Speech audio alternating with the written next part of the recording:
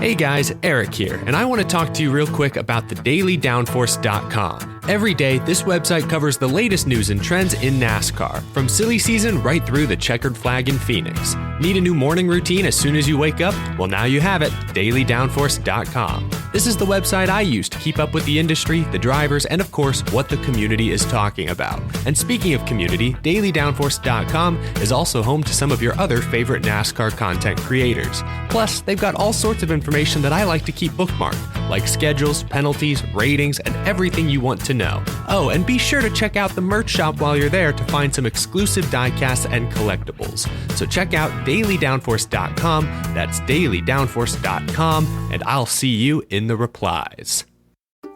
Hey y'all, Rick Houston here, and I want to tell you about my new show, the Moonshine and Motorsports Racing Podcast. I've partnered up with the state of North Carolina Department of Natural and Cultural Resources to help uncover the history behind moonshining mountain boys, professional wheelmen, and the backwoods and city lights of the Tar Heel State.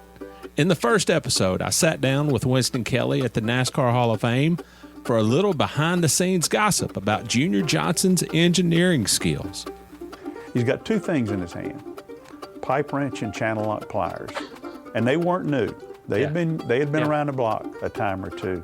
Wasn't the first steel they built, I bet. No. I think the pliers had been red before, but paint had worn off. And in the second episode, I talked to a professional hillbilly, a.k.a. Dr. Daniel Pierce of UNC Asheville, to find out the real history of moonshiners and their battles with the revenuers. He wrote about one of his experience of trying to chase down this bootlegger in this souped-up car, and he complained that the government gave him these piece of crap, cheapo cars, and that were really no match, but he thought he was doing pretty good, and then the guy just hits it and just takes off and practically disappeared. But then the guy makes a bootleg turn and comes back towards him. And as he said, it was a game of chicken, and I was a chicken. And so he ran off the road. And actually, he was the guy who caught Junior Johnson at his daddy's steel when Junior got tangled up in a barbed wire fence. So check out the Moonshine and Motorsports Racing Podcast, available on YouTube, dailydownforce.com, and all of your favorite podcasting platforms. And be sure to check out my regular show on NASCAR history, the Scene Vault Podcast.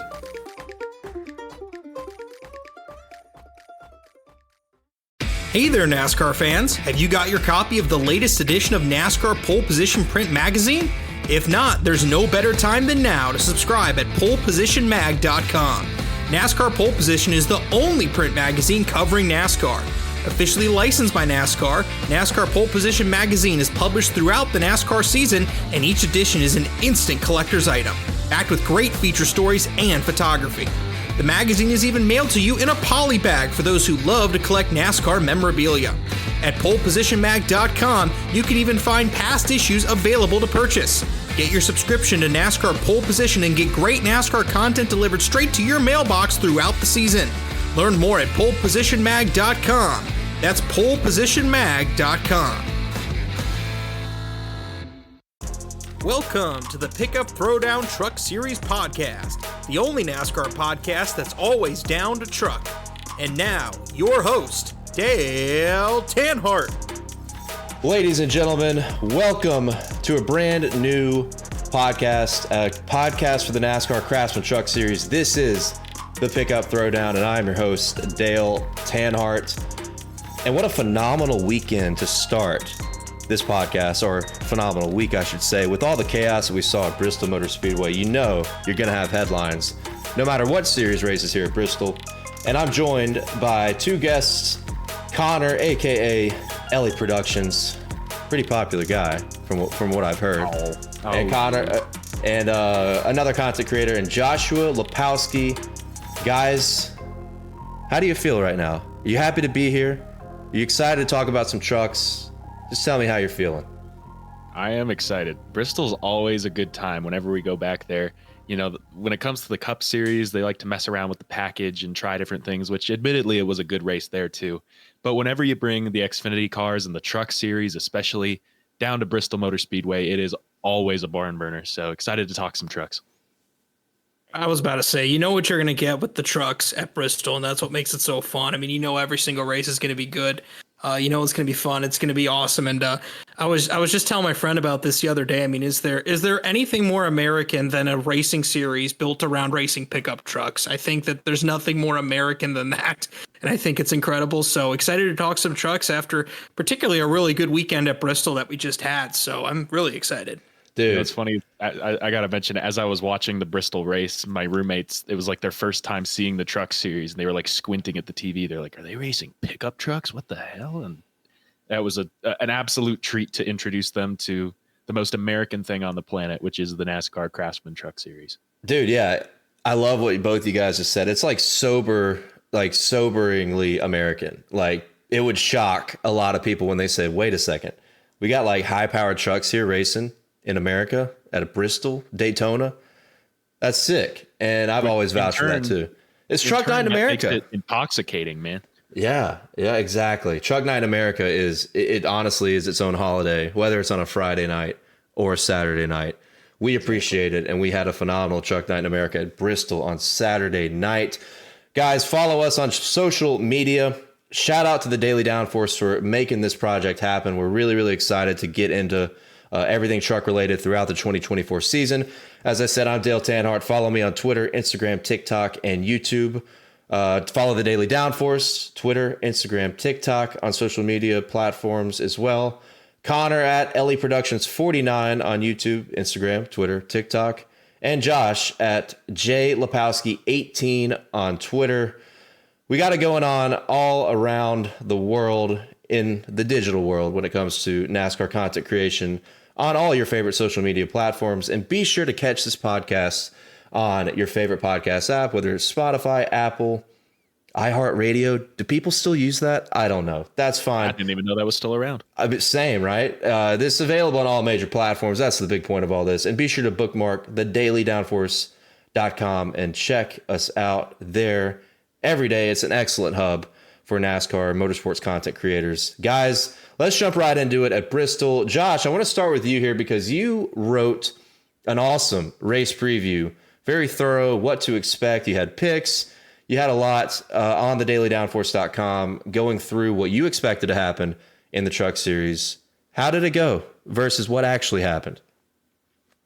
A bit of a mixed bag, to be completely honest. I mean, I mentioned Christian Eckes with how well he ran last year. He led 150 laps. The dude did the same thing this year and wound up winning the race. So, I mean, that all was pretty, much kind of what I expected. I also expected, a lot of, I expected Spire Motorsports to be really well, and they have been, generally speaking, this year. Kyle Busch wound up finishing second. Roger Cruth came back from a penalty to finish eighth. Chase Purdy had a rough night, but that's kind of been a common theme for Chase Purdy this season. Nick Sanchez had a decent run going until he finished up in 17th, so very solid run there for Nick Sanchez. I guess if you want to look at maybe like the big surprises kind of the night, and this wasn't a bad run by any means, but Corey Heim, the defending winner of this race, I mentioned to watch out for him. He's finished in the top 5 in each of the first 3 races this season. Just missed out on that. He finished 6th on Saturday night at Bristol, which ends his top 5 streak. He had 3 consecutive top 5s to start the season. Ends up finishing in 6th place. So kind of a pretty solid, solid night for Corey Heim. Not super, not amazing by any means though. I will say the one guy that I really feel like got a big boost from last weekend was Lane Riggs. Well, how about Lane Riggs? Got himself a top 10. I mentioned him in our rookie segment, one of the 3 rookies. I mean, he has gone off to a pretty terrible start on the season. I mean, if you saw him the first few weeks, all the accidents he got involved in, of course, he ended up failing post-race inspection at Atlanta. Comes back, gets a solid top 10, which I was expecting because Lane Riggs being a short track ace, someone who won the Advanced Auto Parts Weekly Series Championship, a solid top 10 for him. So kind of a little all over the place. There were some drivers that, did well that I was expecting to do well. A couple drivers that didn't do as well that I was probably expecting to have a better result. But, that's kind of the gist of what we have here. I'd say probably if there's anybody on that list, aside from Eckes winning, that I'd say probably benefited the most from last week, and I'd say probably Lane Riggs is probably the one I'd put up there personally.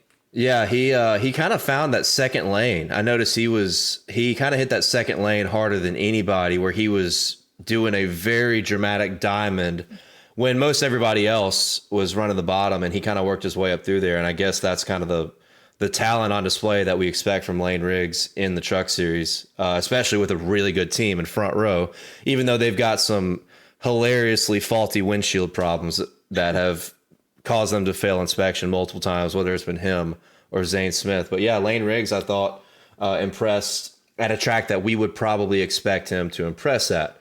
Christian Eckes, I think, beating Kyle Busch is a huge storyline because as a degenerate sports bettor, and I always say degenerate, look, we're expert level when it comes to betting on the Truck Series. I had a bad night betting the house on Kyle Busch. I also had the house on Christian Eckes top 5, and then everything else I had lost. Grant Enfinger may or not be dead to me for not getting a top 5. Thought he would be a lot better, and he should have won this one group bet, guys. And all he had to do was beat Tyler Ankrum. And that leads me to my next surprise, probably my biggest surprise, not just at Bristol, but in 2024. This Tyler Ankrum guy, man, he's been a constant revolving door in the Truck Series. And we're debating about it in our own Discord, man. This kid has not been great in multiple different teams that have had good equipment. And all of a sudden, with MHR, McAnally is on fire. Obviously, Christian Eckes won the race. Tyler Ankrum continues to be good, and he is leading the point standings, which I would have never said would be possible, no matter what equipment he was in. Connor, is this something that you felt like was even possible? Are you impressed with Tyler Ankrum at Bristol? I mean, I'm just blown away that this dude is where he is right now in the 2024 point standings. Yeah, I mean, I think for the past couple of years, generally he's been a fixture in the top 10, definitely top 15. But I had to go back and check Racing Reference. I didn't think that it's been 5 years since he last won a truck race, which was with, I guess the now TRICON, driving the 17 truck years. And his only win. And it was a fuel mileage win. Yes, it was a fuel mileage win, dude. So the fact that he's coming out guns ablaze this season, leading the point standings now, and obviously a great run, capping off the top 5, a 3-truck top 5 for McAnally Racing. That's a big deal. That's a huge surge of momentum to start the season. Yeah, Zane Smith kind of been quiet. You kind of forget. You think Zane Smith is going to enter these truck races and dominate, or at least contend for the win, and he kind of really hadn't. This whole this Bristol race it felt fitting that the top 3 drivers, it was Christian Eckes, who led the most laps, Kyle Busch, who led the second most laps, and Zane Smith, who led the third most laps with just 1. The rest of the field didn't lead a single lap, so it felt fitting to have this podium right here. Yeah, Eckes was strong, man. As a bettor, I'm always going to incorporate that in these, by the way. You're just going to have to get used to it, whether you're a guest or you're just a listener. But whenever Kyle Busch swept the first 2 stages, and then I guess it was Adam Alexander or Michael Waltrip said, the driver that's won the first 2 stages has never gone on to win. I knew I was done. I knew someone else was going to win that race. And it happened to be Christian Eckes, who I do think had the best truck. I think Kyle Busch overcame an ill-handling race truck from the beginning of practice earlier that day. Team made it better. He made it better as a driver. But I think the best truck ended up winning the race. Absolutely. I do.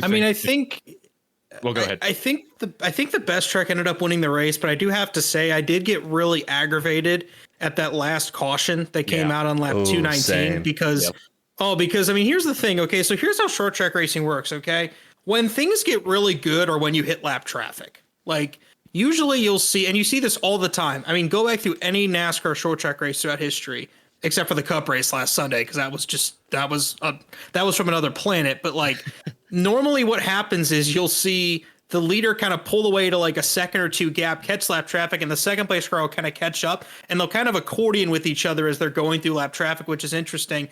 That tightened up to a 3-car battle between Busch, Christian Eckes, and Matt Crafton. Matt Crafton, probably like the stalwart of the Truck Series at this point. And then that stupid caution came out, and at that point I knew it was over because I knew Eckes was never going to have to deal with lap traffic the rest of the race. I think for entertainment purposes, that last caution I think kind of screwed up what was going to be a really interesting race. It turned out interesting in the end, but I got really frustrated when that came out because I knew it was going to happen, and what happened was Christian Eckes pulled away and won. Yeah, pretty much. Agreed. And that last caution was a Sanchez Friesen wreck, wasn't it? Yep.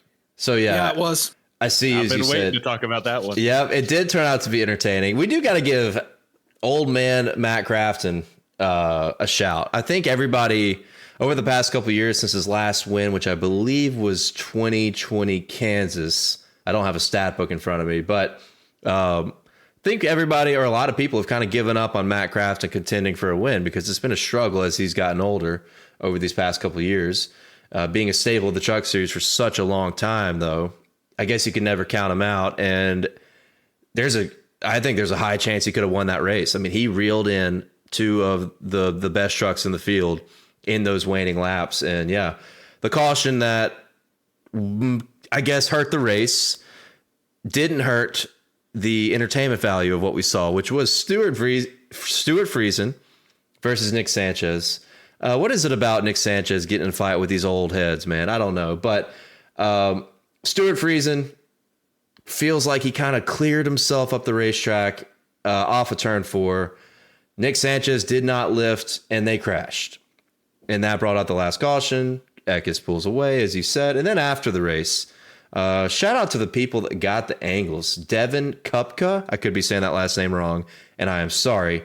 And then NASCAR on Fox, along with the Craftsman Truck Series account on Twitter, both provided excellent angles where you actually could hear everything they were saying. They bleeped out the cuss words. I'm a fan of F-bombs. We got F-bombs in that conversation, which was awesome. But I feel like this is all Stewart Friesen in the worst way. I think Stewart Friesen caused the wreck, and I think it's insane that he just went after Sanchez the way he did, unhinged over a wreck that he caused. Josh, I'll start with you. What do you think? I think it's hard to pin this on anything other than Stewart Friesen because, I'm watching this video back right now as you see it. I mean, Sanchez is clearly right there on the quarter panel. I mean, you could make the argument. Do you think Sanchez could have had more presence of mind there? I guess. I mean, maybe you could think like, what do you think Friesen's going to do, especially when you're that close to him right off of turn 4? I guess. But at the same time, what does Friesen not understand about clear up? Has he ever heard that before? You can clearly see Sanchez was there, and it's not like the spotters have a bad view at Bristol. I mean, Bristol, you get a bird's eye view if you're a spotter, so it's not like it was a bad spotter situation. I think, personally, if you're Friesen, I think you have to have the presence of mind to realize there's a truck there, and you have to have at least some.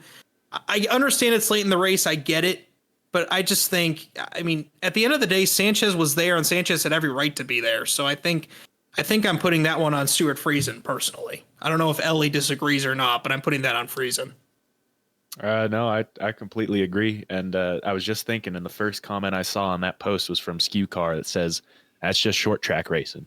It's that stupid cliche we always say, but it applies here. I think Friesen's been around the bend long enough to realize that, and especially in that situation where it was really tight racing, you're getting to the end of the race. And it's kind of a roll of the dice when you come up like that. I wouldn't, and especially considering in the wreck, his truck got kind of junked up, but he just spun it right back around. It's not like he was completely done. It's not like he was absolutely junked. So I felt like the punishment didn't really fit the crime on that one. I should hope if he saw a replay, he'd realize, maybe that was an overreaction and, definitely was an overreaction. But knowing Stewart Friesen, I just don't know. Yeah, man, obviously I agree with both of you guys as I kind of stated how I felt before. It's all on Friesen there because it's rare to see, and maybe it's not super rare, but we've seen a lot of NASCAR fights, especially the short tracks, like a Bristol, a Martinsville in particular.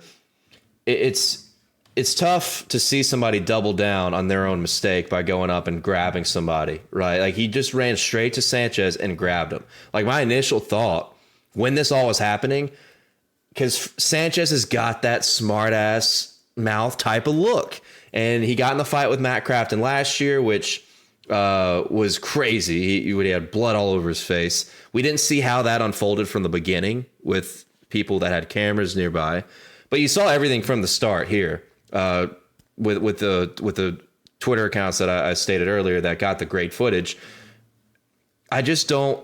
I would have thought that Sanchez smarted off to him which led up to Friesen getting really pissed off and wanting to wring his neck.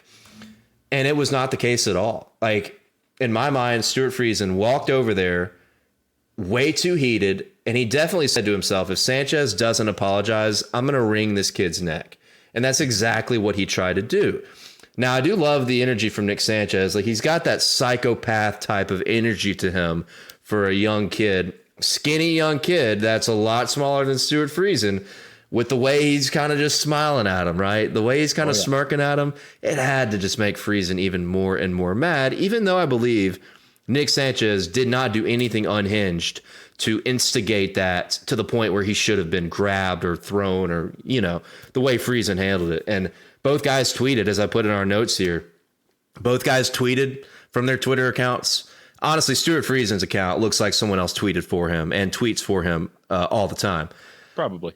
But they both tweeted, like, just kind of ignoring what happened, just saying, like, Nick Sanchez said, yep, got fenced, moving on. And Stewart Friesen, whoever tweeted for him, just said something like, we just got involved in an accident, and that was it. And it's just kind of funny to see everybody brush it off like that. But nonetheless, it was a hilarious and kind of cool fight, even if you side one way or the other. And as we kind of open the pod, talking about trucks, this is a pickup throwdown. This was an actual pickup throwdown we saw, which is awesome.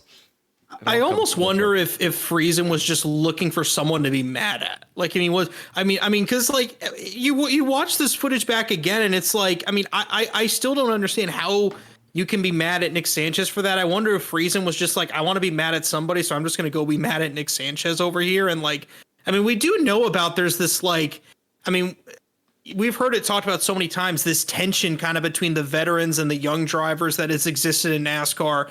Really particularly, I mean, it's existed all throughout history, but like it's existing primarily nowadays. You see like comments that like people like Kyle Busch have made about how the young drivers race and that sort of stuff. And, you know, I mean, there's so much tension there. Like, I don't think there's a lot of love lost between some of these veterans. Cause I mean, Friesen, like he's won truck races. He's been there for a few years. Like, you know, I mean, he's kind of one of those guys that like, you know, he's earned his stripes. And now you have this young kid, Nick Sanchez, who, you know, I mean, won his first race at Daytona earlier this year, is kind of feeling like he's somebody. And I wonder if Friesen almost felt like, okay, this is a good time to kind of put this kid in his place here to some extent, fair or unfair. But, you know, this kind of, I feel like could play into like this tension that we're seeing between the older generation and the younger generation of drivers that I think, you know, like you see it in the Cup Series, but like, I think you really see it in this series. And I think it's so interesting just kind of how different that it is. And I mean, it's just like, I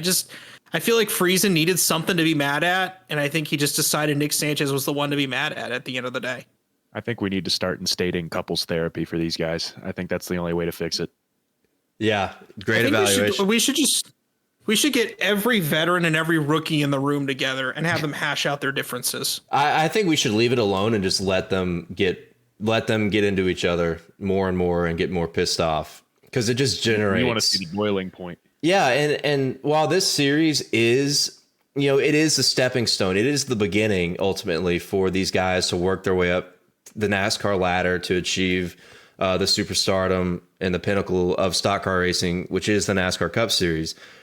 But these incidents, man, like I don't think we'll see any fines, right? NASCAR has been. They're not at the boys have at it, the infamous, you know, 2012, 2011, whatever year that was. But they are at a point where they're letting this type of stuff happen. And it's tricky because, like with Sanchez and Crafton last year, right? Sanchez was oozing blood. I mean, it was crazy. You don't want that to happen, but you do want this to highlight the Truck Series in some ways, because this is what's going to get people interested. Now, as a Truck Series stan myself, I like it most for the quality of racing, and I just think it's extremely badass, as we've reiterated, that you got a truck rolling around at 180, 175, I guess even at super speedway, it's 190 miles an hour around a racetrack. But at the end of the day, there's a fine line of where do we, you know, on a real note, where do we police this? How do we police this? Because as you said, Josh, there is an interesting level of tension between the youth and the old heads. You know, it's kind of, it reminds me in a way of like Kyle Busch in the late 2000s, always racing trucks against the Todd Bodines and the Ron Hornadays and the Johnny Bensons that were the older heads, Mike Skinner as well. And, Kyle Busch was really good, hot shot, ruffled some feathers. And Nick Sanchez has already proven he might be that guy. And in a time where these kids, like Ty Gibbs, has already developed into a primetime villain of the Cup Series, Nick Sanchez, he might be carving his path to that villain role as well. What do y'all think about that? Man, I don't know. It'd be interesting to see for sure. It feels like a role that's kind of been bestowed upon him, not really of his own doing. I don't think he's done enough to obtain that villain role. I think they're just kind of arbitrarily placing this on him. And something I wanted to mention was I was looking at the point standings, and as we talk about older drivers disagreeing with younger drivers and getting in more fights and stuff, I noticed in the points, first place Tyler Ankrum, 23 years old, Corey Heim, 21, Raja Carruth, 21, Christian Eckes in fifth, he's 23, Nick Sanchez, 22, Taylor Gray, he's 18. There is not a single person ahead of Matt Crafton besides Ty Majeski who is even half his age. There has been this huge changing of the guard in the Truck Series, and I think we may just be seeing some frustration boiling over, and that might be where these emotions are coming out. And I do agree with Joshua that, especially after a night at Bristol, because that's what Bristol does to you, Friesen may have just been looking for an outlet for his frustration, and Nick Sanchez punched his ticket when he got into it with him, which again, not his fault, but if he does embrace that role, then more power to him. I think we need more drivers like that, especially in the younger generation. We need more colorful characters willing to don the black hat, but take it from Ty Gibbs. It's a delicate line to cross. So my only advice to him is be careful. Yeah. I want to see what Nick Sanchez, to me, he's got to get into one more argument with the driver before I call him a villain yet. I mean, okay, like fair. two, like we're starting to develop, like, okay. I mean, I don't know if you can call him a villain after this, because like it's not like Nick Sanchez wrecked Stewart Friesen. I mean, Stewart Friesen just forgot there was a car on his outside. So like, I don't know if you can put that like on like Nick Sanchez, but it's like, but like you said, like Connor, like it's interesting because it feels sometimes like the villain arc is kind of something that is kind of placed upon drivers rather than drivers kind of embracing it themselves. Like it's just something they kind of, I don't think drivers come into a NASCAR series and say, I want to be the biggest villain in the NASCAR Craftsman Truck Series. It just kind of happens through whether it's you're racing on the racetrack or whether it's through fights you get into, that sort of stuff. And as a result, because you're building a brand for yourself, you kind of have to embrace it once it's given to you. And that's something that's so interesting to watch, is like, like you see drivers like Denny Hamlin, who really has kind of embraced kind of that villain arc. But you've also seen drivers like, I think, let's go back to Cup. Like, I mean, Kurt Busch, like, I think kind of struggled with having that villain persona for a while, because Kurt Busch had a lot of people that didn't like him for a long time. And I think he struggled with that to some extent. So it's kind of a weird dynamic. I'm not ready to call Sanchez a villain yet. I think it's too early to do that. I do think, though, if Sanchez roughs some, and here's the thing, COTA this weekend, that's a place where you can make some people mad. I mean, dive bombing it 7 wide into turn 1 at COTA is just asking for someone to put on the black hat after the race. And I think it could happen this weekend, I feel. Yeah. Talking about Denny Hamlin, it's kind of funny because like I would have never guessed in 2016, if you were following intently around then, that Denny Hamlin was going to be a villain in the Cup Series, right? And it happened just like that. So, and I do agree with you guys. I'm not ready to call Sanchez a villain yet, but maybe what's ingrained in my mind is just like the psychopath look he gets in these arguments and these exchanges and these scuffles. Maybe he didn't cause it, but I think there's a chance he goes on this path of creating enemies just because of how he rattles people in the actual exchange outside of the race car. And he does race aggressively. I mean, he's a wheel man, and he's been involved in some extremely aggressive moments in his short time of the Truck Series. 2023 Texas, I think about that, which I don't know if that was really his fault when everybody crashed in the final lap and Hocevar won, but he's had a lot of moments where he's bumped and banged and been involved in some accidents. But all in all, you can't you can't take away the level of talent that we've seen out of Nick Sanchez in a very short amount of time. And I think he's going to be a star regardless of whether he's a villain or, I guess, a hero. Well, I don't care how old you are. I don't care how experienced you are. If I'm Matt Crafton in Talladega and I am looking down my rival in the eyes with blood dripping down his face, and he tells me, I'm going to kill you. Yes. I'm scared to death. Like, I don't care who you are. That is some pretty, can I say badass? That's pretty badass. I think I've said it. I know NASCAR took issue with it, and, as they probably should have, it may have crossed the line a little bit, but you're right about that killer mentality. He has that look in his eye, and it'll be interesting to see how it progresses, because there's so much racing left to see this season. No doubt. I think, look, our producer might have to bleep a few. That's just going to happen, especially with me. I like I said earlier, I love a good F-bomb in an argument. Love a good F-bomb on TV. Makes America more genuine. Makes the experience more genuine. So it's okay. I think I said badass earlier. Agree, but I said smartass too. Yeah. So it's okay. We'll be all right. As we talking about your favorites, actually, Josh, Raja, who finished 8th, Kyle Busch, who finished 2nd. Sanchez ended up 17th after being one of the trucks to beat. He was a top 3, top 4 truck all night. Chase Purdy, I don't even know what actually happened to Purdy that put him out, but I saw they had pulled it behind the wall, and he ended up finishing 33rd. Tyler Ankrum, as I discussed, just continues to impress. And, you mentioned COTA. Statistically, COTA is like Tyler Ankram's best track. So that brings up an interesting lane once we get to the COTA preview. Lane Riggs ended up in the top 10 with a P10. Christian Eckes, the winner, a guy that I think has solidified himself as the guy to beat in the championship already in 2024. And you also wrote guys that needed a boost. Ty Dillon, Bailey Curry, Chase Purdy. Talked about Purdy pulling it behind the wall later in that race. Ty Dillon has been, I kind of feel for him. He's been a disappointment. Just been an abysmal start to the season for Ty Dillon and that Rackley team. Bailey Curry impressed. Mr. Race without the top of the truck, without the hood flap, or just the hood, or not the hood, just the top, whatever that was that came off of it. It was a convertible. Yes, the convertible man, Bailey Curry, convertible Curry. He was pretty good. Out of the Nice fleet, I felt like over the past few weeks has kind of struggled, and Bailey Curry had a good run, finishing 11th. So very, very interesting stuff we saw at Bristol. And Corey Heim, that's a great point you said earlier. I did want to end up talking about him because somebody in our Discord, somebody brought it up.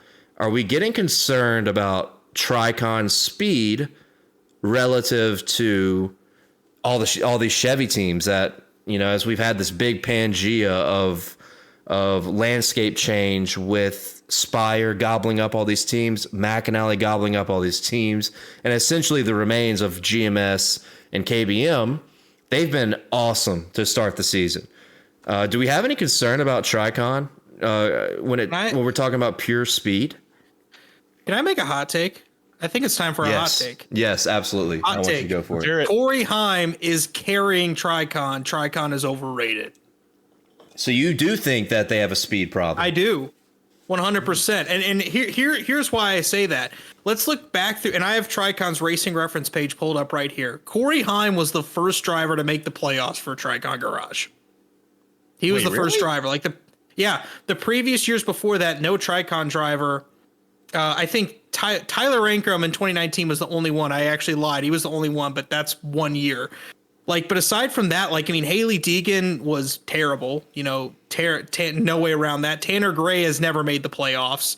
They've won races at times, but you're looking at Corey Heim and you see how well he's doing. I'm just not convinced based on the overall history of TRICON, from a season long perspective. I'm just not convinced that TRICON's really that good. I think Corey Heim probably, is elevating that team to a large extent, I would say. Now, I will say, I love the hot take, by the way. That's the kind of but I honestly agree. That's the kind of information I like to hear. And I will say this, though, with TRICON.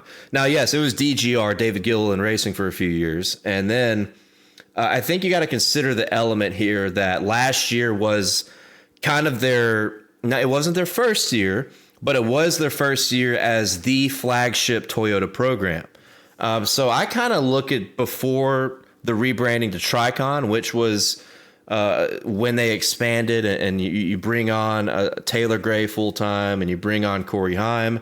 I kind of view before 2023 more such as an anomaly, or not an anomaly, but kind of their mulligan years, because Toyota, after KBM left for Chevy, Toyota was left with TRICON, which is the flagship program of the series at this point, because McAnally had also left Toyota for Chevrolet, and Corey Heim was awesome last year. Corey Heim, I agree with you. I think Corey Heim is extremely talented, and you know, coulda, shoulda, woulda. He should have won the championship had he not been in that conflict with Carson Hocevar at Phoenix, which created a disaster, the most fun disaster of a race you'll ever see.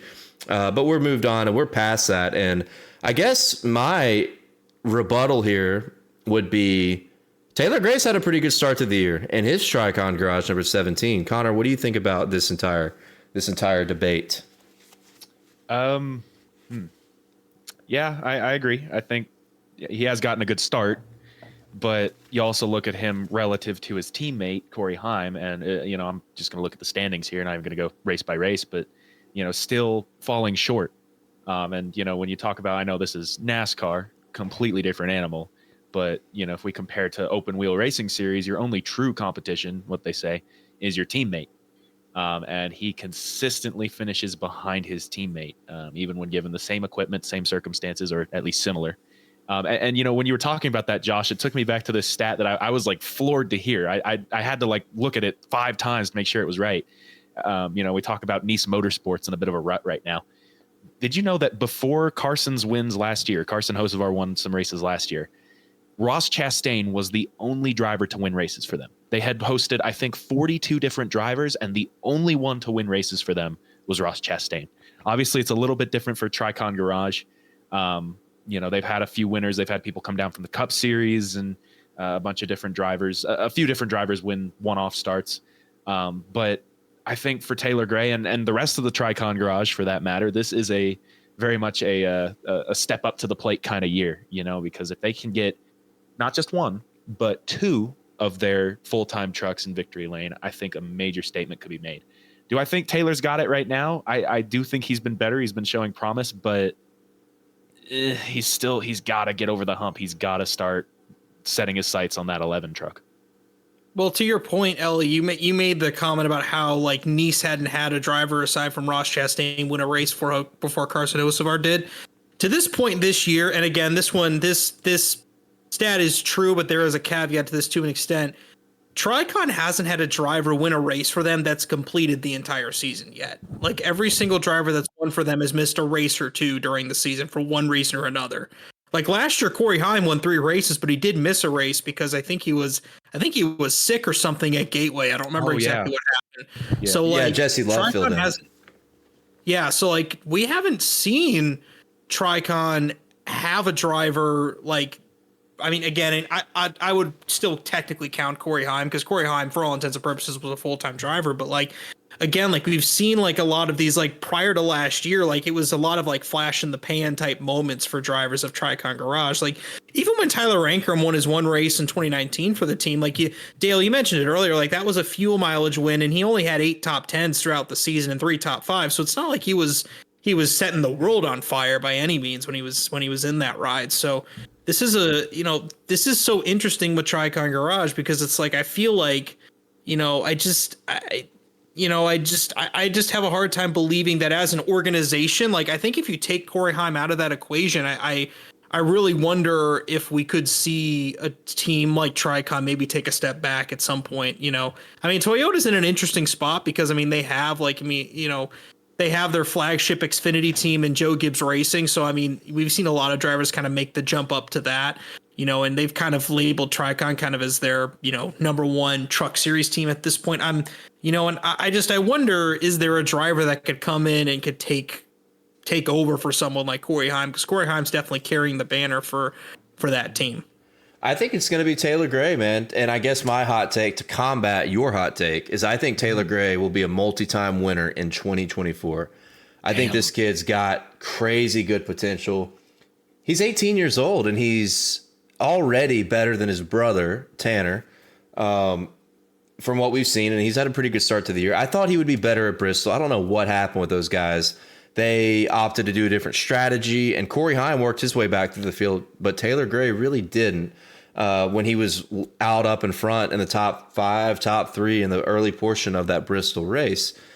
But I think, when it comes to Tanner Gray and Dean Thompson, the other TRICON full-time guys, this is a pivotal, we're getting to pivotal parts of their tenure at TRICON. I think this year for those two guys is a pivotal year for them to perform.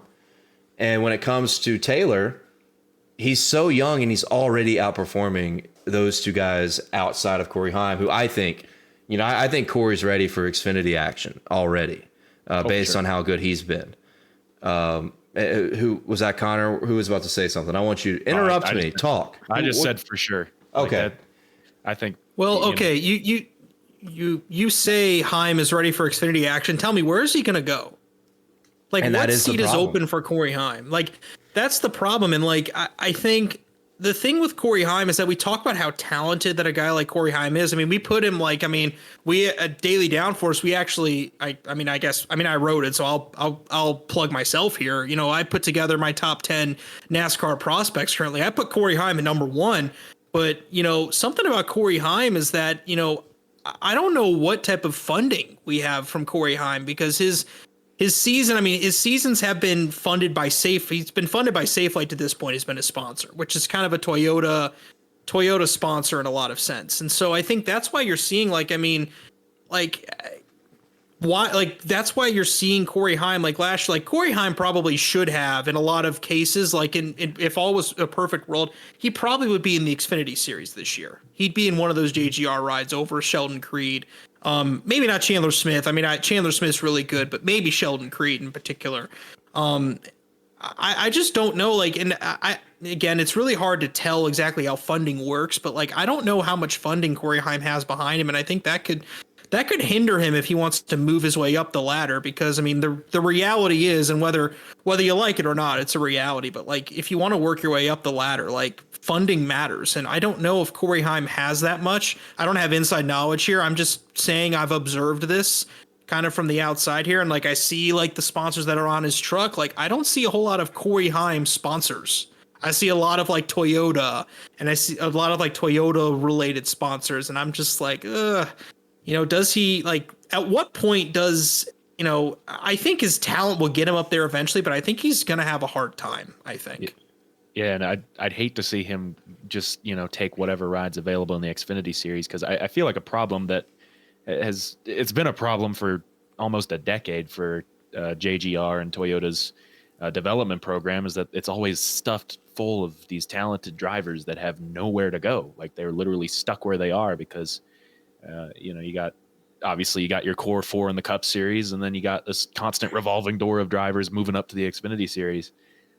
So, I think there's no question that he has the talent. I think he's absolutely proved that. But you're right that, where exactly would he go where he could realize that talent and realize that potential to its full extent? Yeah, I think very, very well said by both of you guys. Yeah, funding does matter 1,000%. And I think the goal here is for Corey Heim to win the championship in trucks, or at least get another year where we gets just hammers down on a few more wins, dominates the series, or at least makes the Final Four, championship four, I should say. It's March Madness, so I'm getting that terminology mixed up mentally, which is fine. It's a fun time of the year, but I think Toyota's got to realize this is a key piece to their pipeline, because they lost Jesse Love quickly, who was a guy that I think was going to develop into that spot, who went straight from ARCA to Xfinity, which is not a typical path you see in modern day NASCAR outside of Ty Gibbs, who's a prodigy, as we've seen, didn't even get a Truck Series start, didn't need one, clearly. But it is good for us because we get to see Corey Heim maybe a little bit longer in the Truck Series. He's an extreme talent, and he is, I think, going to carry the TRICON banner as long as he's there.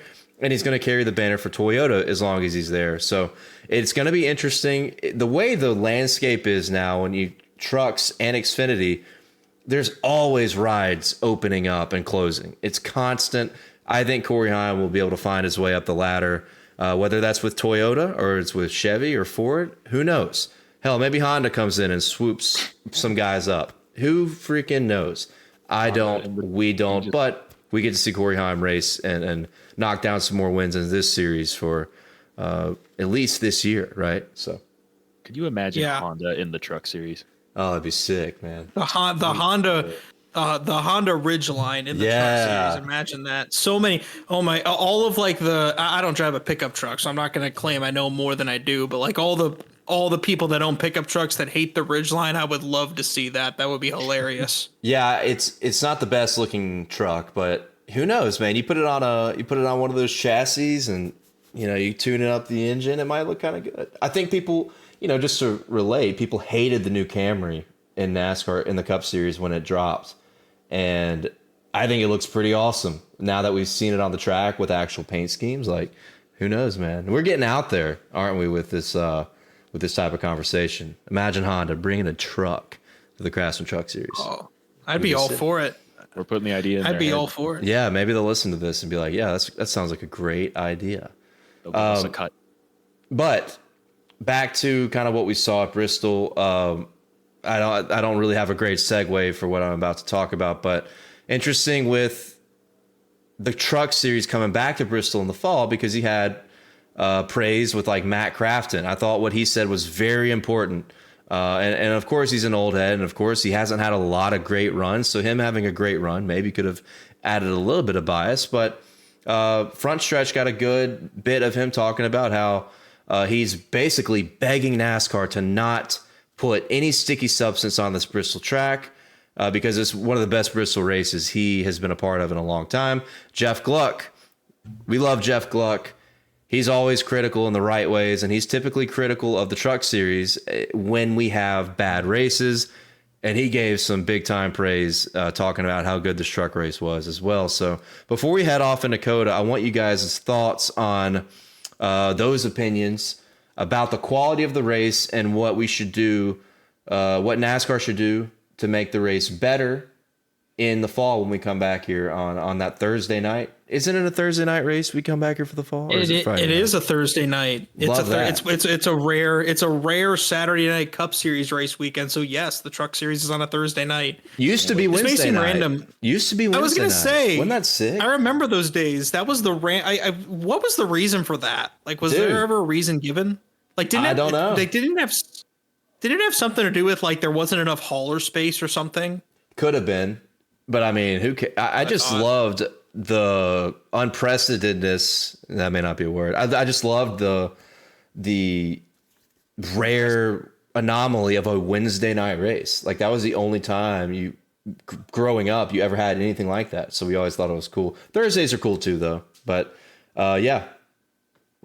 Any weeknight I can have my race in, I'm good. Yeah, for sure.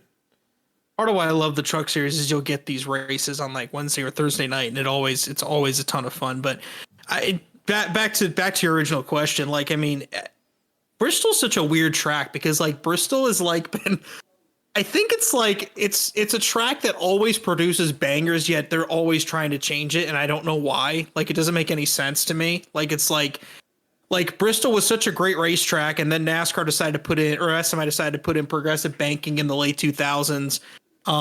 And then they reverted back to the old way. Then they started racing the high line. People decided we want them to race on the bottom, so they started putting the traction compound down. Like, it's like Bristol's such a weird racetrack because they're always trying to change it, and yet it still produces good races every single time.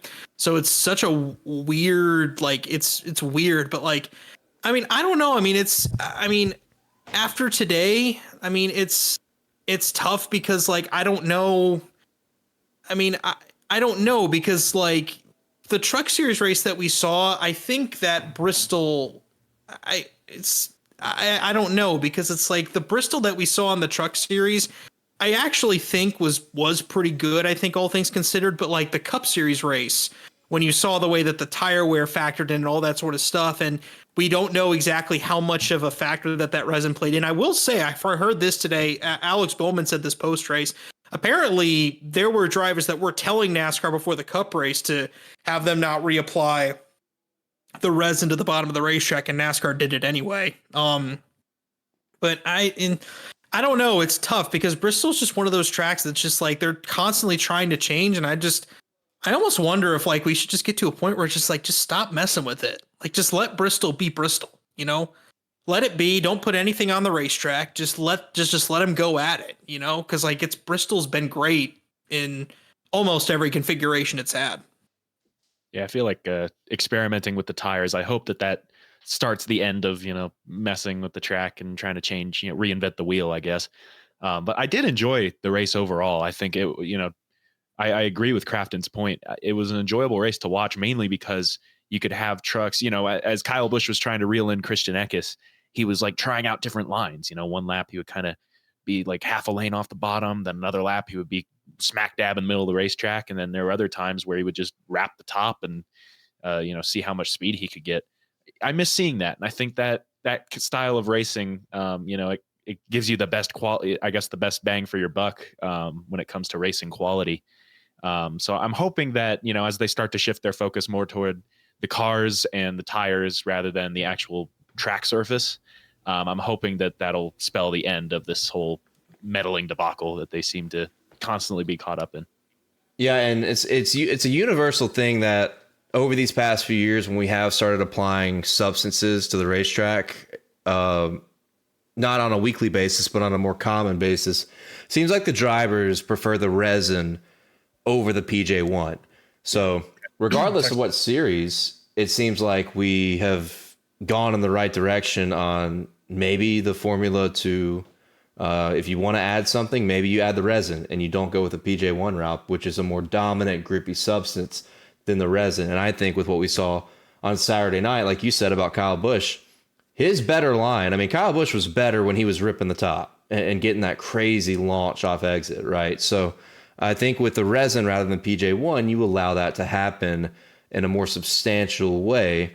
And it works for everybody. Drivers are happy because they have the ability to move around, and the fans see a better race like we saw on Saturday night. So good stuff. Really, really enjoy Bristol. Cannot wait to come back in the fall. It's going to be an exciting one. And unless you guys have anything to add to that point, I think we should move on to COTA and talk about some left and right turns for the first time in 2024. All right, COTA sounds like a lot of fun. The best race weekend COTA we'll see all year. Oh, you think it'll be trucks? Or you think? Oh, you said race weekend. Race weekend, because we all know the F1 race is going to be a stinker. Yeah, yeah. We all know Netflix it. racing, baby. Yeah. By the way, I'm not an F1 hater. I watch F1. I enjoy it, but I also hate that Max Verstappen wins by 20 seconds every week. So yeah, agreed, man. I watch F1 too, as much as I do make fun of it, and people say I would hate. It's really, really fun and easy to make fun of because of how the fan base has changed. But yeah, you're going to see some close racing, especially in the truck race. We've seen, especially 2022 COTA was incredible with a 4-wide pass that took out Kyle Busch, and it took out Bowman, who was in the 7 truck, and I think it was Chastain. And that was when Zane Smith was the guy on the bottom of the 4 wide and ran away with the win. And then last year, who won last year? I can't even remember. Smith won again. Zane Smith won 2 years in a row. Yeah. And yet he's not racing this weekend, which was surprising to me when I saw that. Yeah, I think it's interesting because he's been in these McAnally trucks, which are good trucks, and he's also been getting some reps for the Cup Series as well, just the extra track time. The truck nowadays drives a little bit more similar to the Cup car than it used to because of the aero deficiencies that both race trucks have. But yeah, you would think Zane would have found a way into racing that truck again at a place that he could go 3 in a row at. That streak's going to come to an end because Jack Wood is in the 91, and that's where I want to start. We have an interesting entry list. I always love when the entry lists come out for these types of races because you get the road ringers, right? You get the road ringers along with a Ross Chastain, who's also been good here in the past, most notably winning the Cup race in 2022. But you've got some names that stick out here. Jack Hawksworth, former IndyCar driver. He's got some world-class road course racing experience in the TRICON truck, the #1 truck, the all-star truck, quote-unquote, if you will. He's going to be racing this weekend, or everybody should make the race because there's only 35 trucks on the entry list. Marco Andretti, big name when it comes to the Andretti family, more and more involved in stock car racing after he won the SRX championship a couple years ago. He's driving for Roper Racing, which is Corey Roper. They're on a part-time basis all the time. And then Connor Zilic. Is that how you say his last name? Anybody correct me? Zilic. That's correct. It is yes. Zilic. This kid is a stud, dude. And he's in the Spire #7 truck, a guy who is 10 years younger than me. And he's got world-class winning road course experience. This is the kid we got to keep our eye on, right? I mean, just came off of winning the 12 Hours of Sebring in the top-ranked class. Dude's just ridiculous. He's already accomplished a lifetime of racing accolades, and he's 17 years old. I mean my God.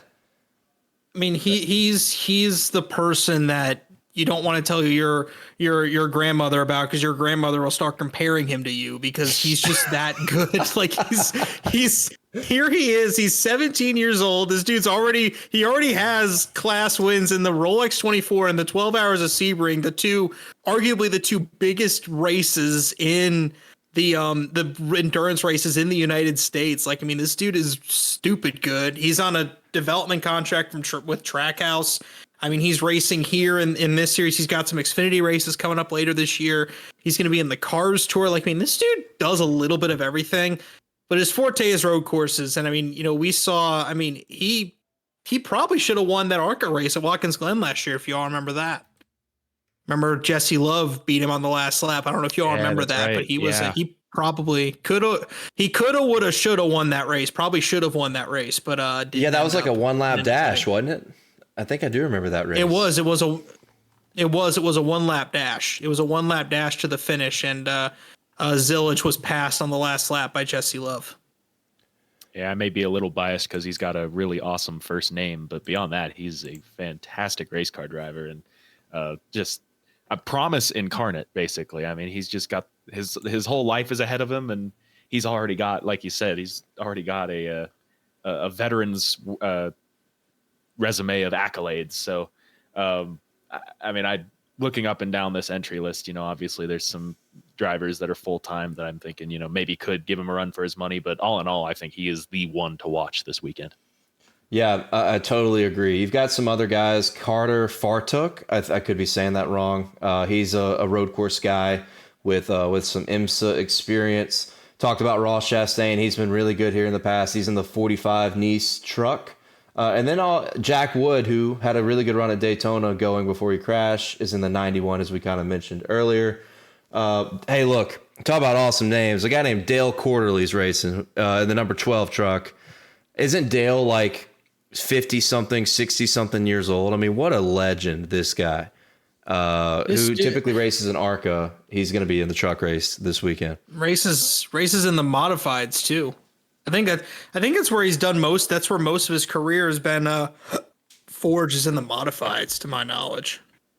Yeah, well, I just love seeing him in ARCA. I feel like I always want to bet on him, which I don't bet on ARCA a lot, but when he's racing at Daytona, I'm like, man, I just kind of want to bet on this guy named Dale. He's like 60-1 every time. He'll be like 400-1 to win this race, but nonetheless, that's a little recap, or a preview, I should say, of what we got going on at COTA when it comes to the entry list. It's announced, as I said earlier, everybody will make the race because we have 35 entries, and it's going to be a fun one, man. This has been a really, really fun race in Austin, Texas, throughout all three NASCAR National Series, and can't wait to see. Can't wait to see what happens at Circuit of the Americas. I want to come to you guys as we do some predictions before we sign off here. One storyline. Just tell me one storyline that you're looking at ahead of the weekend, something you think that will be a major, important moment throughout the race weekend. Connor, I'm gonna start with you here. Max Verstappen wins the further. Oh wait, no, never mind. Connor Zilisch is going to shock the world. I'm going to stick with that.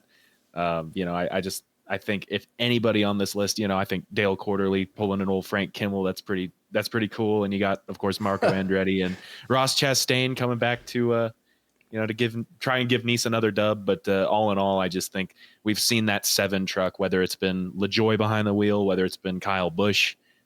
That 7 truck has been absolutely dominant in the truck series so far this year, and I don't think that's going to change when Connor Zilisch gets behind the wheel. Yeah, Frank Kimmel, 10-time champion, way better than Lewis Hamilton, Dale Earnhardt, or Jimmy Johnson. Yes. Yeah, exactly. 10-time champion. Who else has done it? I don't think so. Josh, give me one storyline that you are looking out for this weekend. I'm looking at the ringers in general. I think those are some interesting names. I mean, Connor Zilisch is kind of cool. And obviously we talked about him, but man, I mean, look at this. Jack Hawksworth and Marco Andretti, both former IndyCar drivers that have had some success, on road courses. I'm curious to see how they do. Also, I'm going to throw Ross Chastain's name in there as a ringer. I'll call him that. He's won at COTA before. He's racing for Nice in the number 45 truck. I think he's going to be, I'm really honestly leaning towards, I'm not sure if I'm going to pick Ross Chastain this weekend, but he's definitely one of those guys that I definitely would put up there as kind of a dark horse, because I really believe he's a former winner there. I think he's going to be really interesting to watch. I think those are going to be the drivers to look for this weekend. I think aside from that, my question is, how many cars can they fit side by side to turn 1? Oh man, at least 8, right? At least 8. I would say. Those are rookie numbers. We could push them. Yeah, rookie. Yeah, absolutely. I mean, dude, I think one of the Cup races on one of those restarts last year had maybe 10 wide. I mean, you can force a lot of vehicles into that crazy turn 1, which I think they've done something with the restart zone, which could kind of, I think it might change how chaotic that first corner is. I think they moved it back. Yeah, they did the same. They did the same thing they did in Indy. They moved it back to like right before the last corner. That way, it kind of spreads the field out a little bit, which I get. But at the same time, if you're a fan of chaos, then. Yeah. Sorry, I completely forgot. I have one more storyline that I think is a little bit interesting. That's not fair, man. Come on. Go ahead. Ankrum leading the points right now. This time last year, he hadn't even gotten a top 5. But then he would get a top 5. Guess where? The only top 5 of the season at COTA with Hattori Racing. So look out for him. He could shock the world a little bit this weekend. Yeah, I actually had mentioned that earlier. This is statistically, I think, his best racetrack coming off of an awesome start to the season. Crazy. And I feel like I'm an Ankrum hater because he's bounced around in good equipment and hasn't done anything. But you got to remember, too, he's 23 years old. It feels like he's been in the Truck Series for 6 years. So got plenty of time, and he could be poised for a breakout win here coming up, especially with not just how good he's been, but how good McAnally has been as a program to start 2024. It's been pretty crazy. My one big storyline is Ross Chastain. I think with Ross being in this niche truck, the big thing to look out for is, do they have some kind of gremlin, a mechanical gremlin that they have seen a lot of in the niche trucks, and even with Ross Chastain, for that matter, in 2023. Hasn't won in the Truck Series since 2022 on a part-time basis. I think Chastain is going to be dominant, but the big storyline is, does he get taken out of this race by some kind of gremlin, a mechanical gremlin, or something that's out of his control? Because that happened here last year, which resulted in him getting a top 5. He had to work all the way from the back to the front because of some issue that I can't remember off the top of my head. But he was passing trucks left and right, and arguably had the truck to beat before his problems it was something mechanical, I believe, if it wasn't a penalty. But Ross Chastain, I think, is the guy to beat. The storyline is, how does a win get taken away from him based upon the team that he's driving for? So now it's time for picks. I'm going to go down this path of asking you guys for 3 different picks here. And if they're the same, if they're overlapping, that's fine. I want a pick to win, a pick to lose, and an underdog. And when I say pick to lose, your favorites versus your fades, right? It's a good betting term. Who are you favoriting? Who are you fading? And who are your underdogs? Josh, I'll start with you. I'm going to go a bit off the wall with my prediction to win. The defending road course winner in the Truck Series, I'm going to go with Corey Heim. I think he's going to get it. I know I just kind of, dumped on TRICON Garage a little bit there for a bit, but Corey Heim's really good. Defending winner in the Truck Series on a road course, I think he's going to get it done this weekend. That's the pick to win. And you said, do you want my underdog and my fade yet? Or just yes. Yeah, all three. Go ahead. Lay them on us. Okay. The one that to fade, to struggle, I'm going to go with Matt Crafton. Just road course racing, not his forte. Hasn't won on a road course this year.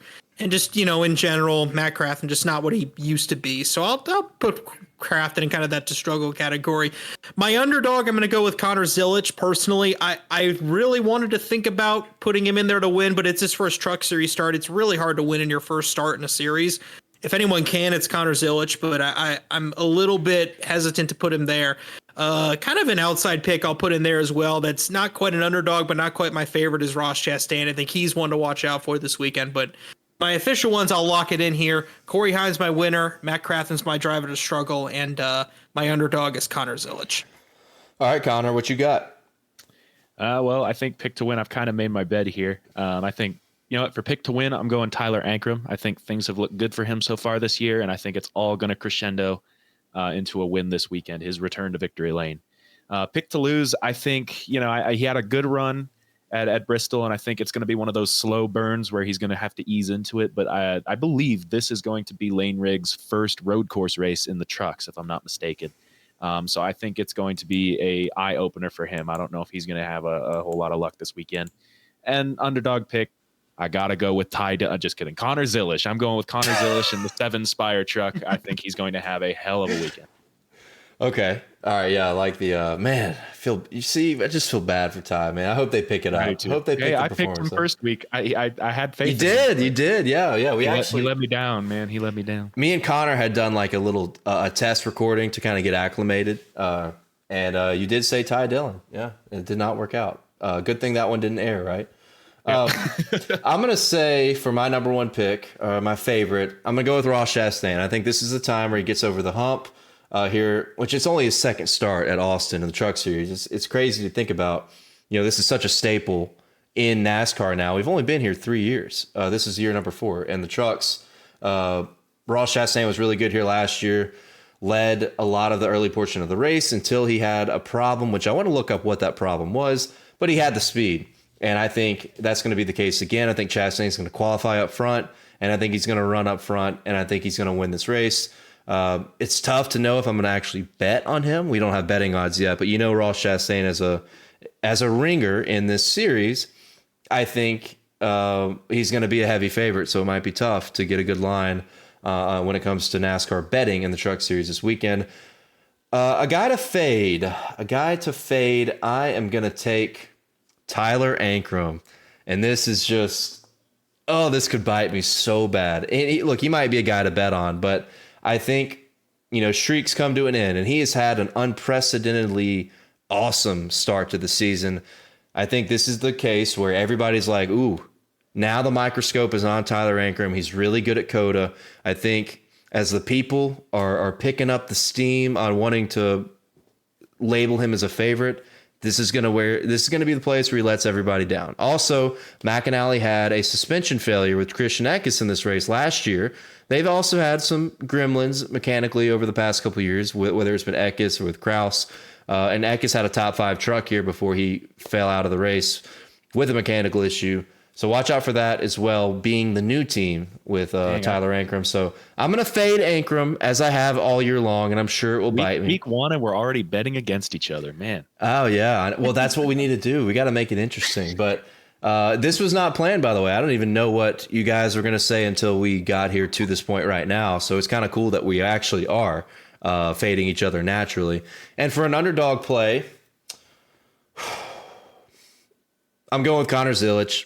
Yep. It's kind of interesting to see if he is going to be an underdog with how like sports books label, right? Like that's, outside of placing money on these guys, it is an interesting label to know when you see who Vegas likes and who they don't like. It's interesting to evaluate that as like, oh, wow, he's not really an underdog, right?